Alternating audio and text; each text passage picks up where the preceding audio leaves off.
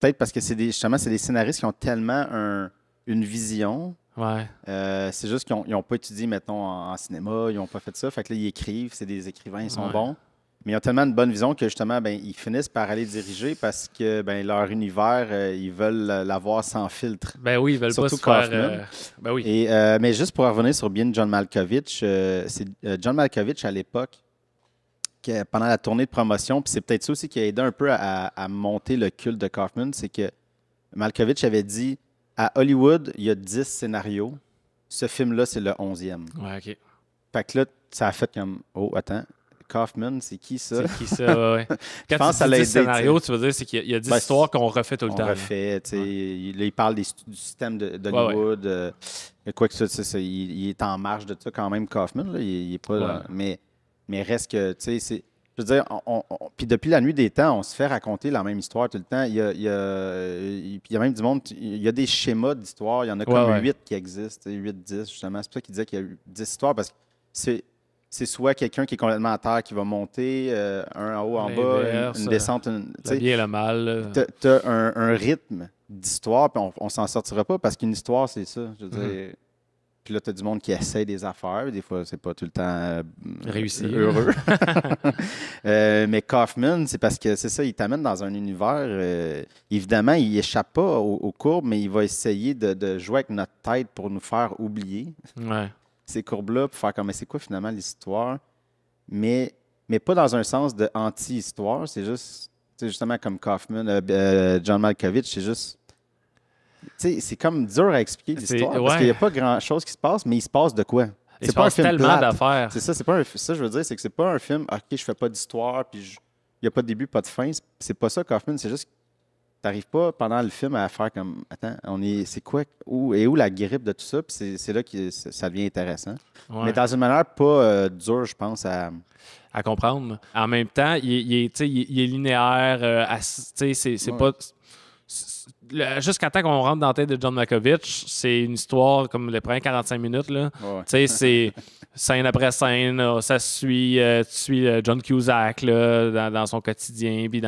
C'est weird parce qu'il est au 7e étage et demi, mais sinon, juste des petits trucs de problèmes de dialogue, de communication là, qui sont drôles, là, mais ça reste quand même assez normal.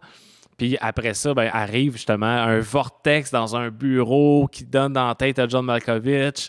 Et là, t'as comme Cameron Diaz, qui est la blonde à John Cusack, qui veut rentrer parce qu'elle a un besoin bisexuel. Tu sais, c'est...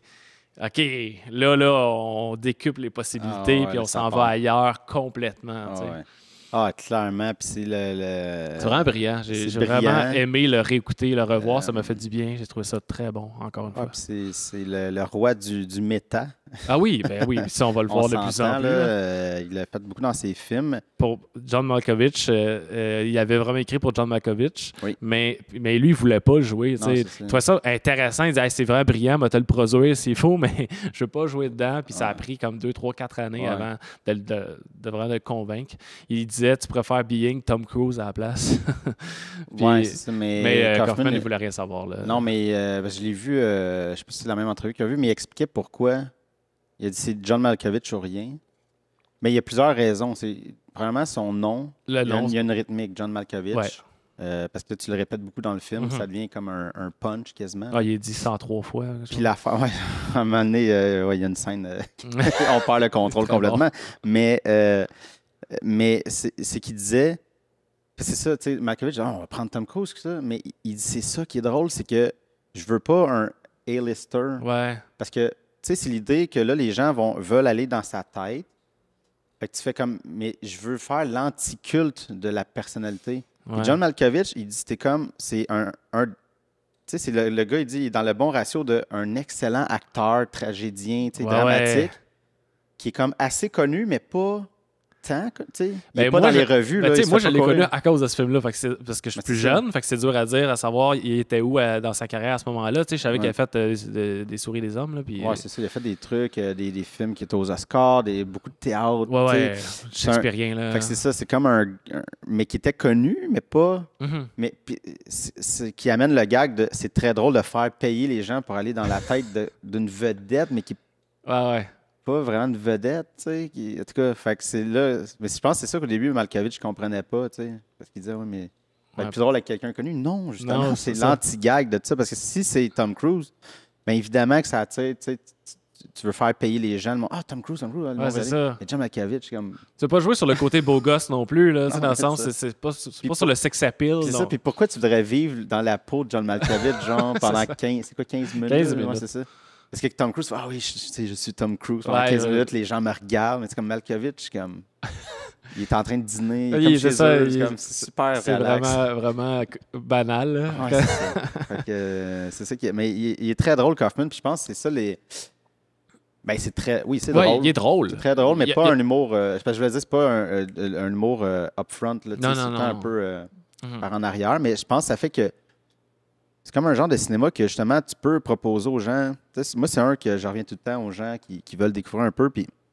Parce que je trouve que c'est un bon ratio de ça va être entertainant, ça va avoir quelque chose qui va te challenger, mais qui ne sera pas comme vraiment deep, comme qu'est-ce qui se passe? Pas si demandant. Quel film finit, puis t'es juste comme genre il n'y avait pas de fin, puis là, ouais. Fait que tu sais, tu fais mais écoute ça, c'est un bon film d'auteur, tu sais comme ça peut être ça peut être divertissant un film d'auteur, c'est ça, tu sais des fois il y a comme le monde dans leur tête, c'est comme film d'auteur, c'était un film drabe français, beaucoup de dialogues, il ne se passe rien. Mais je suis comme, mais non, film d'auteur, c'est juste.